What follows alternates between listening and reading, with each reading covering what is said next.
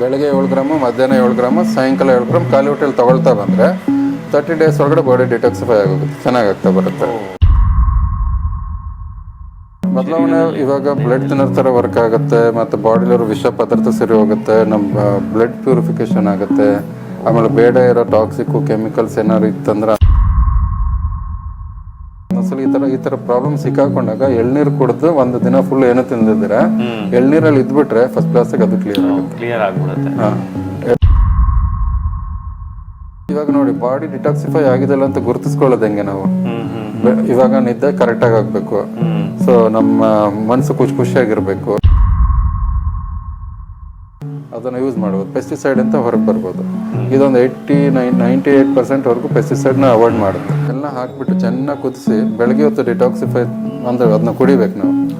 ಅದನ್ನ ಕುಡಿಯೋದಿಂತ ಬಾಡಿಲಿ ಇರೋದೆಲ್ಲ ಡಿಟಾಕ್ಸಿಫೈ ಆಗುತ್ತೆ. ಅಂದ್ರೆ ಇದು ಎಷ್ಟು ಪ್ರಮಾಣದಲ್ಲಿ ಹಾಕ್ಬೇಕು? ಮತ್ತೆ ಒಂದು 20 gram.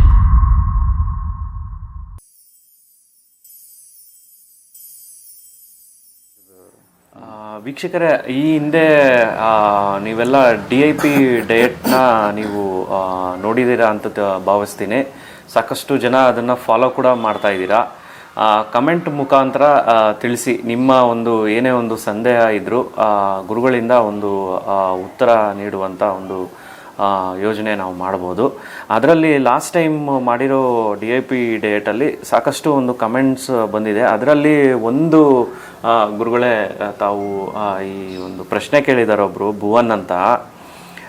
Hello sir, nowadays all fruits and vegetables are chemical and fertiliser ಮತ್ತು ಅಡಲ್ಟ್ರೇಷನ್ ಫುಡ್ ಆಗಿದೆ ಅಂತ.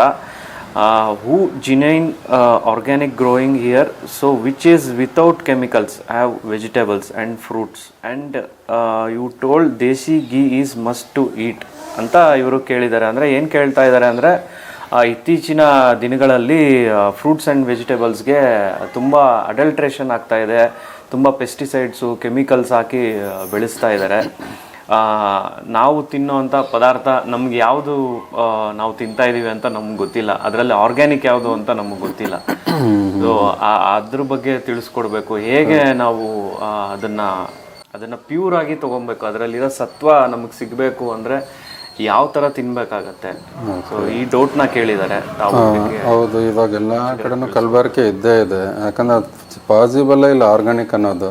ಸೊ ಇವಾಗ ಆರ್ಗ್ಯಾನಿಕ್ ಮಾಡ್ತೀನಿ ಅಂತ ಅಂದ್ರೂ ಕೂಡ ಭೂಮಿಯಲ್ಲಿ ಇವಾಗ ಫರ್ಟಿಲೈಸರ್ ಪಕ್ಕದವನ್ನ ಹಾಕಿರ್ತಾನಲ್ವಾ, ಸೊ ಇವನೇನಾದ್ರು ಆರ್ಗ್ಯಾನಿಕ್ ಅಂತ ಮಾಡ್ಕೊಂಡ್ರು ಕೂಡ ಅದು ಇಲ್ಲಿಗೆ ಬರಲ್ಲ ಅನ್ನೋ ಗ್ಯಾರಂಟಿ ಇಲ್ಲ. ಯಾಕಂದ್ರೆ ಮಳೆ ಬಂತಂದ್ರೆ ಎಲ್ಲ ಕಡೆನೂ ಬರುತ್ತದು.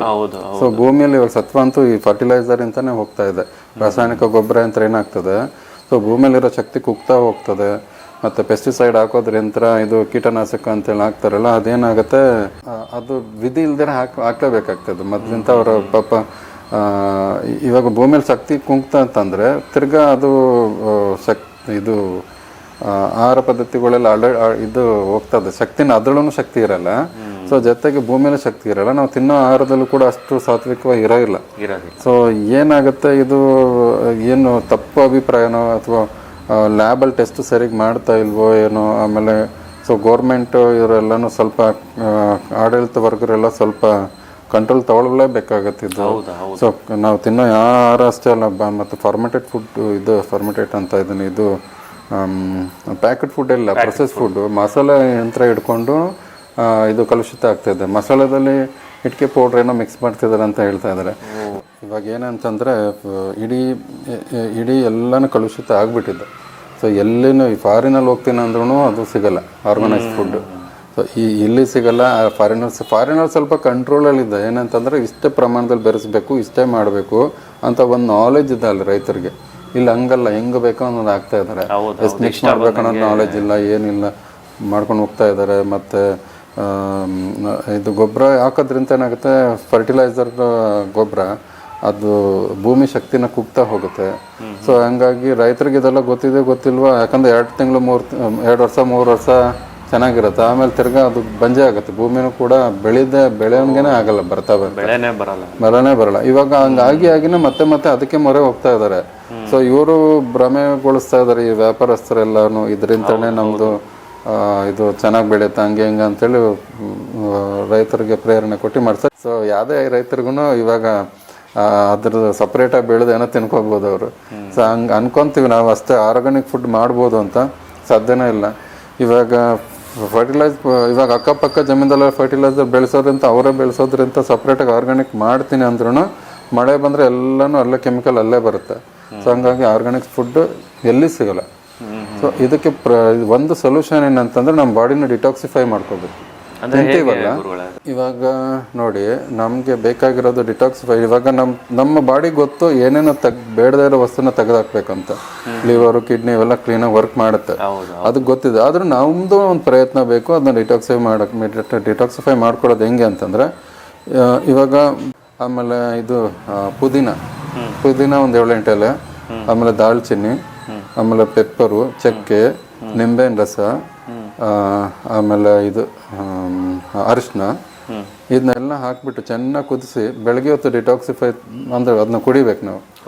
ಅದನ್ನ ಕುಡಿಯೋದ್ರಿಂದ ಬಾಡಿಲಿ ಇರೋದೆಲ್ಲ ಡಿಟಾಕ್ಸಿಫೈ ಆಗುತ್ತೆ. ಅಂದ್ರೆ ಇದು ಎಷ್ಟು ಪ್ರಮಾಣದಲ್ಲಿ ಹಾಕ್ಬೇಕು ಮತ್ತೆ ಒಂದು 20 ಗ್ರಾಮ್ ಅಷ್ಟು ಇದು ಚಕ್ಕೆ, ಓಕೆನಾ. ಪುದೀನ ಎಲೆ ಅದೇ ಹೇಳ್ದಲ್ಲ 8, ಆಮೇಲೆ ಇದು ಅರಿಶಿನ ಒಂದು ಸ್ವಲ್ಪ, ಆಮೇಲೆ ಇನ್ನೇನು ಇದೆ ನಿಂಬೆಹಣ್ಣು ರಸ ಒಂದು ಸ್ವಲ್ಪ, ಒಂದು 5 ml 2 ml 5 ml ಹಾಕಿದ್ರೆ ಸಾಕು.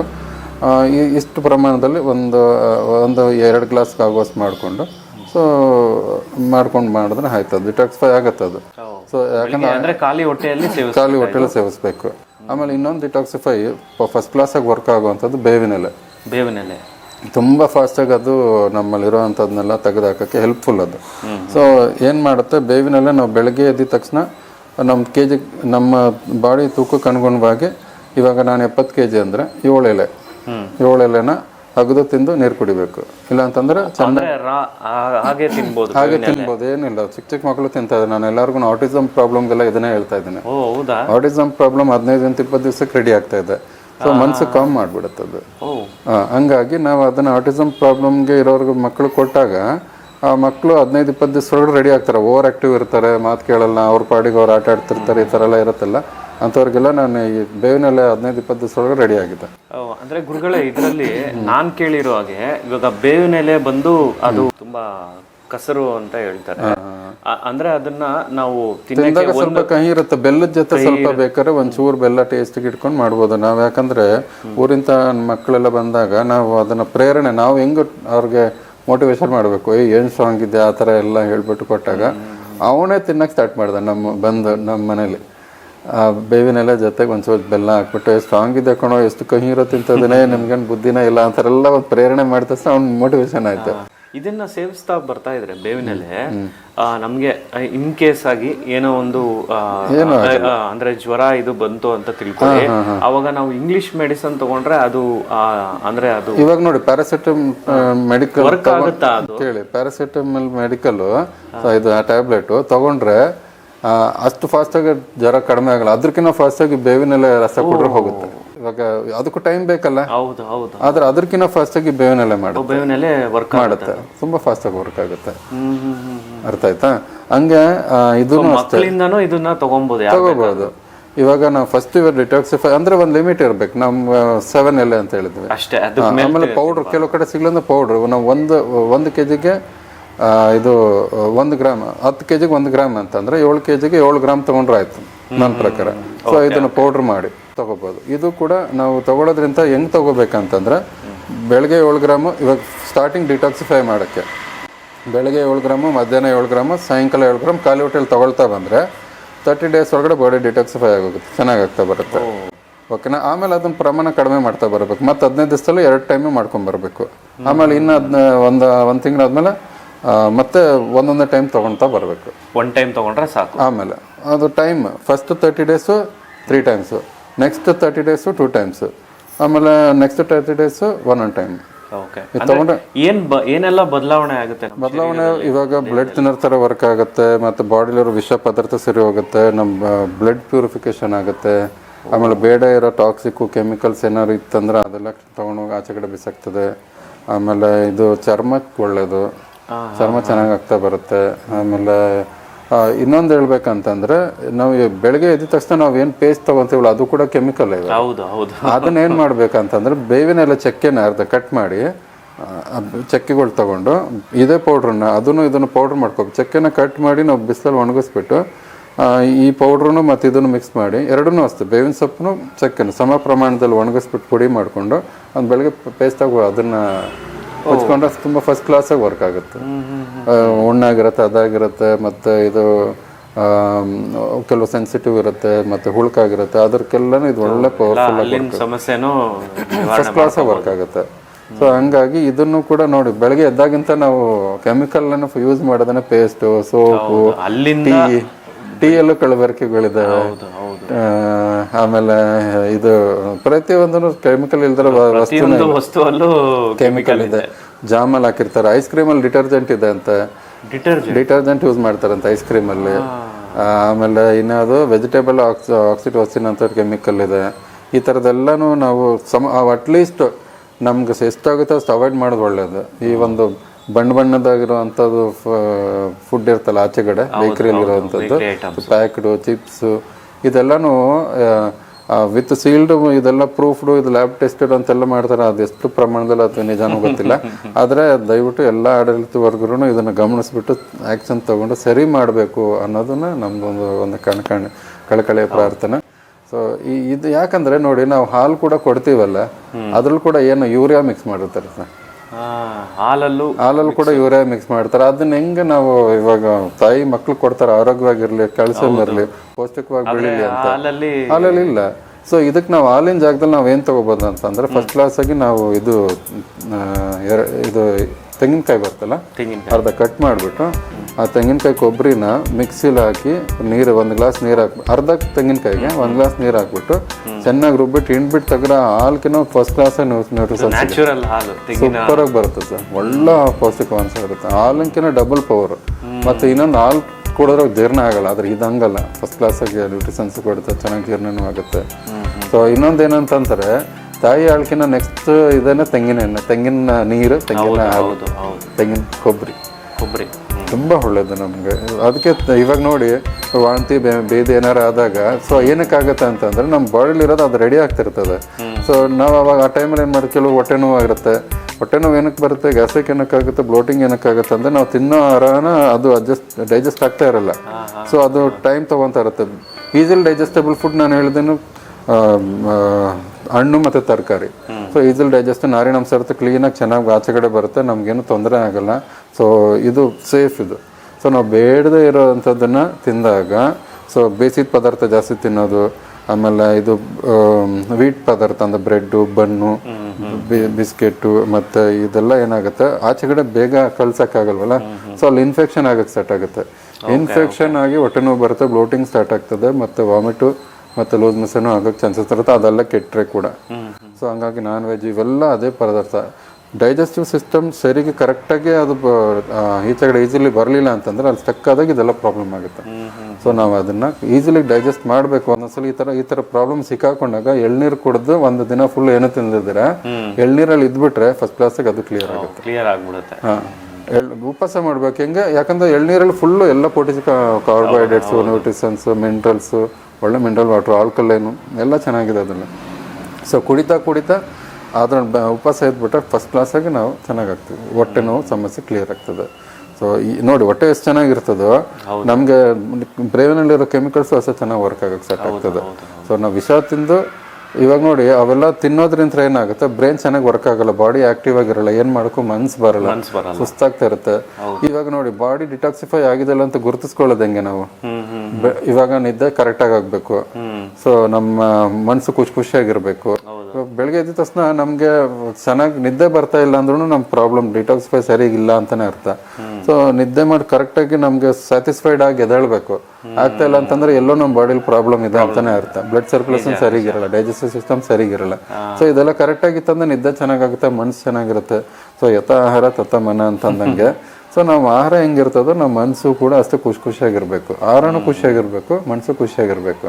ಸೊ ಅದಕ್ಕೆ ನಾನು ಇಷ್ಟೆಲ್ಲನೂ ಓದ್ಸಲಿನೂ ಹೇಳಿದ್ದು. ಸೊ ಈ ಸಲನೂ ಅದೇನೇ ನಾನು ಎಲ್ಲರಿಗೂ ಹೇಳ್ತಾ ಇರೋದು. ಸೊ ದಯವಿಟ್ಟು ಸರಿಪಡಿಸ್ಕೊಳ್ಳಿ. ಆದಷ್ಟು ನಾವು ಈ ಕೆಮಿಕಲಿಂದ ಈಚೆಗಡೆ ಬರಬೇಕು. ಅದನ್ನು ಪೆಸ್ಟಿಸೈಡ್ನ ನಾವು ಹೆಂಗೆ ಇವಾಗ ಔಷಧಿ ಹೊಡೆದಿರ್ತಲ್ಲ ಅದನ್ನ ತೆಗೆಯೋದಾಕ್ಬೇಕಂತಂದ್ರೆ ಲಾಸ್ಟ್ ಟೈಮು ಹೇಳಿದ್ದೀನಿ.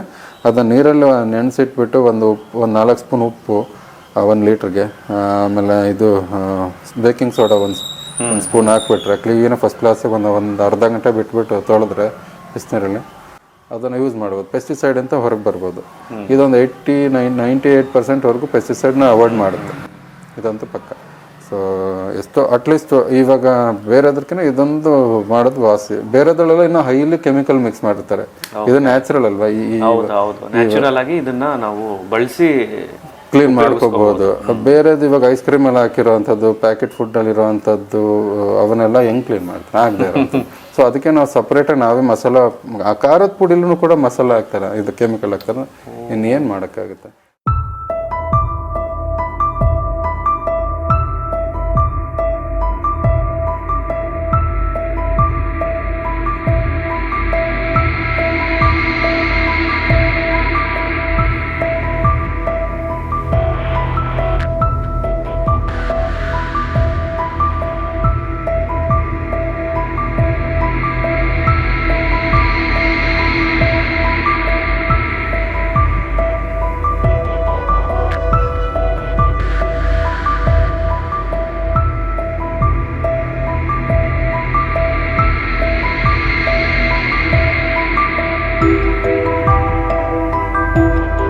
ಅದಕ್ಕೆ ನಾವು ಪ್ಯಾಕೆಟ್ ಫುಡ್ ಎಲ್ಲ ಅವಾಯ್ಡ್ ಮಾಡೋಕ್ಕೆ ಅವಾಯ್ಡ್ ಮಾಡಬೇಕು. ಪ್ಯಾಕೆಟ್ ಫುಡ್ ಬೇಡವೇ ಆದಷ್ಟು ಅಲ್ಲ, ಕಂಪ್ಲೀಟಾಗಿ ಅವಾಯ್ಡ್ ಮಾಡೋದೇ ಒಳ್ಳೇದು. ಇವಾಗ ಕ್ಯಾನ್ಸರ್ ಎಲ್ಲ ಬರ್ತಿರೋದು ಏನಕ್ಕೆ ಸರ್? ಮಕ್ಕಳಿಗೆ ಕ್ಯಾನ್ಸರ್, ಟ್ಯೂಮರು, ಇದು. ಆಮೇಲೆ ಇನ್ನೊಂದೇನಂತಂದ್ರೆ ಡಿಟಾಕ್ಸಿಫೈ, ರಾತ್ರಿ ಹೊತ್ತು ಉಪವಾಸ ಮಾಡಿದ್ರೆ ಡಿಟಾಕ್ಸಿಫೈ ಆಗೋಗುತ್ತೆ. 7 ಗಂಟೆ ಅಂತ ಬೆಳಗ್ಗೆ 10 ಗಂಟೆವರೆಗೂ ಏನೂ ತಿನ್ನಂಗಿಲ್ಲ. ಅದರಿಂದ ನಾವು ಹೊರಗೆ ಬರಬೇಕು. ಸೊ ನಾವು ಅದನ್ನು ತಿಂದಿದ್ದೇನೆ ಎಕ್ಸ್ಟ್ರಾ ಚೆನ್ನಾಗಿರೋ ಕಂಟೆಂಟ್ ತಿಂದರೂ ಕೂಡ ನಾವು ರಾತ್ರಿ ಹೊತ್ತು ಉಪವಾಸ ಮಾಡಲಿಲ್ಲ ಅಂತಂದರೆ ನಮ್ಗೆ ಅದೇ ಸಿಸ್ಟು, ಟ್ಯೂಮರು, ಕ್ಯಾನ್ಸರ್ ಎಲ್ಲ ಬರೋಕ್ಕೆ ಸ್ಟಾರ್ಟ್ ಆಗ್ತದೆ. ಅದರಿಂದ ರಾತ್ರಿ ಹೊತ್ತು ತಿನ್ನೋದು ವರ್ಜಿತ. ಸೊ ಹಣ್ಣುಗಳು ಅಷ್ಟೇ, ನಾವು ರಾತ್ರಿ ಹೊತ್ತು ಸಾಯಂಕಾಲ ಹೊತ್ತು ಇವೆಲ್ಲ ತಿನ್ನಂಗಿಲ್ಲ. 12 ಗಂಟೆ ಒಳಗೆ ತಿನ್ನಬೇಕಾಗುತ್ತೆ. ಸಾಯಂಕಾಲ ಎಲ್ಲ ತಿನ್ನೋದಂದ್ರೆ ಶುಗರ್ ಬರೋಕ್ಕೆ ಸ್ಟಾರ್ಟ್ ಆಗ್ತದೆ. ಒಂದೊಂದು ಟೈಮಿಂಗ್ ಇದೆ. 12 ಗಂಟೆ ಒಳಗಡೆ ಫ್ರೂಟ್ಸ್ ತಿನ್ನಬೇಕು, ಆಮೇಲೆ ತರಕಾರಿ, ಸಾಯಂಕಾಲ ತರಕಾರಿ, ಆಮೇಲೆ ಏನು ತಿನ್ನೋದು. ಇದು ಪರ್ಫೆಕ್ಟ್. ಕೆಲವ್ರಿಗೆ ತರಕಾರಿ ಅಲರ್ಜಿಕ್ ಇತ್ತು, ಅದೆಲ್ಲ ಅವಾಯ್ಡ್ ಮಾಡಬೇಕಾಗುತ್ತೆ. ಆಮೇಲೆ ಇನ್ನೊಂದು ಏನಂತಂದರೆ ಅದನ್ನು 20% ಬಾಯ್ಲ್ ಮಾಡಿ ಸ್ಟೀಮ್ ಮಾಡಿ ತೊಗೋಬೇಕು. ಅದ್ರ ಸೈಡ್ ಎಫೆಕ್ಟು ಇರಲ್ಲ, ಚೆನ್ನಾಗಿರುತ್ತೆ, ಚೆನ್ನಾಗಿ ಡೈಜೆಸ್ಟಬಲ್. ಎಲ್ಲರೂ ಕೆಲವ್ರಿಗೆ ವಯಸ್ಸಾಗಿರೋ ತಿನ್ನೋಕ್ಕಾಗಲ್ಲ ಇರೋರಿಗೆಲ್ಲ ಸೊ ಹಾಫ್ ಬಾಯ್ಲ್ಡ್ ಮಾಡಿ ತೊಗೋಬೋದು. ಏನು ಅದು ಸೈಡ್ ಎಫೆಕ್ಟು ಇರಲ್ಲ ಅವಾಗ. ಸೊ ಇಷ್ಟು ನಾವು ಬದಲಾವಣೆ ಮಾಡಿಕೊಂಡ್ರೆ ರೋಗ ಮುಕ್ತರಾಗ್ತೀವಿ ನಾವು. ಹೌದು, ಖಂಡಿತ. ಫಸ್ಟ್ ಸ್ಟೆಪ್ಪೇ ನಮ್ಮ ರೋಗ ಚೆನ್ನಾಗಿರ್ಬೇಕು, ಆರೋಗ್ಯ ಚೆನ್ನಾಗಿರ್ಬೇಕು. ಓಕೆನಾ? ಇಷ್ಟು ಮಾಡಲೇಬೇಕಾಗ್ತದೆ ಇದರಲ್ಲಿ. ಆಮೇಲೆ ಇನ್ನೊಂದು ಆಲ್ಕಲೈನ್ ವಾಟರ್ ಹೆಂಗೆ ಮಾಡೋದು ಅಂತ ಹೇಳ್ತೀವಿ. ಯಾಕಂದರೆ ಈಗ ನೀರು ಕೂಡ ನಾವು ಫಿಲ್ಟರ್ ಮಾಡಿ ಕುಡಿತೀವಿ, ಅದು ಕೂಡ ಏನು ಆರೋಗ್ಯ ಭಾಳ ನೀರು ಬಿಟ್ಟಿಲ್ಲ ಅಷ್ಟೇ. ಯಾಕೆ ಮಿನರಲ್ ವಾಟರ್ ಅಂತ ತಗೋತೀವಿ, ಅದೆಲ್ಲ ಏನು ಇದೆಯಲ್ಲ ಗೊತ್ತಿಲ್ಲ. ಸೊ ಅದಕ್ಕೆ ನಾವೇನು ಮಾಡಬೇಕು, ಒಂದು ಬಾಟ್ಲಲ್ಲಿ, ಅದು ಸ್ಟೇನ್ಲೆಸ್ ಸ್ಟೀಲ್ ಇರ್ಬೋದು ಅಥವಾ ತಾಮ್ರದ ಇದಿರ್ಬೋದು, ಯಾವುದಲ್ಲಾದರೂ ಇಟ್ಟು, ಆಮೇಲೆ ನಿಂಬೆಹಣ್ಣು ನಾವು ಹಿಂಡಿ ಯೂಸ್ ಮಾಡಿ ಬಿಸಾಕಿರ್ತೀವಲ್ಲ, ಆ ನಿಂಬೆಹಣ್ಣು ಸಿಪ್ಪೆನ ಅದ್ರೊಳಗೆ ಹಾಕ್ಬಿಟ್ರೆ ಫಸ್ಟ್ ಕ್ಲಾಸಾಗಿ ಆಲ್ಕಲೈನ್ ವಾಟರ್ ಯೂಸ್ ಆಗುತ್ತೆ. ಹಾಂ, ಅಂದ್ರೆ ಅದು ನಾವು ಇವಾಗ ನೋಡಿ ಚೇಂಜ್ ಆಗುತ್ತಲ್ಲ, ಟೇಸ್ಟ್ ಚೇಂಜ್ ಅಲ್ಲ. ಇವಾಗ ನಮ್ಗೆ ನ್ಯಾಚುರಲ್ ಆಗಿರುವಂಥದ್ದು ಎಲ್ಲ ಸಿಕ್ಕಲ್ಲ. ಆಗಿನ ಕಾಲದಲ್ಲಿ ಬಾವಿ ನೀರು ಕುಡಿತಾ ಇದ್ವಿ. ಬಾವಿ ನೀರು ಕುಡಿತಾ ಇದ್ವಿ. ಸುಮ್ಮನೆ ನೀರು ಕುಡಿದ್ರೆ ಆಯಾಸ, ಸ್ಟ್ರೆಂತ್ ಬರೋದು, ಆಯಾಸ ಕಡಿಮೆ ಆಗೋದು. ಇವಾಗ ನೀರು ಎಷ್ಟೇ ಕುಡಿದ್ರು ಕುಡ್ದಂಗ ಇದು ರುಚಿ ಇರತ್ತಷ್ಟೇ, ಆದ್ರೆ ಆಯಾಸ ಮತ್ತು ಶಕ್ತಿ ಬಂದಂಗೆ ಅನ್ಸಲ್ಲ. ಇದನ್ನ ನೀವು ಮಾಡಿ ಇಟ್ಕೊಂಡ್ಬಿಟ್ರೆ ಕುಡಿದ್ರೆ ನಿಮ್ ಒಂದು ಎನರ್ಜಿ ಬರುತ್ತೆ ಸರ್. ಒಂದು ತುಂಬಾನೇ ಚೆನ್ನಾಗಿ ಗುರುಗಳೇ ಇನ್ನೊಂದ್ಸರಿ ಒಂದ್ 3 ಲೀಟ್ರು ಒಬ್ಬ ಮನುಷ್ಯಗೆ 3 ಲೀಟ್ರ್ ಅಷ್ಟೇ ಸಾಕಾಗುತ್ತೆ. ಮತ್ತೆ ಒಂದು ಬೇಡದು ಬಿಸಾಕಿರೋಂಥ ಸಿಪ್ಪೆಗಳು ಇರ್ತಾವಲ್ಲ, ಇವಾಗ ನಾವು ಹಿಂಡಿ ಬಿಟ್ಟಿರ್ತೀವಿ ನಿಂಬೆಹಣ್ಣಿಂದಲ್ಲ, ಅದನ್ನ ಹಾಕ್ಬಿಟ್ರೆ ಸಾಕು, ಅದು ತುಂಬಾ ಚೆನ್ನಾಗಾಗುತ್ತೆ. ಅದನ್ನ ಯೂಸ್ ಮಾಡ್ಕೋಬೇಕು.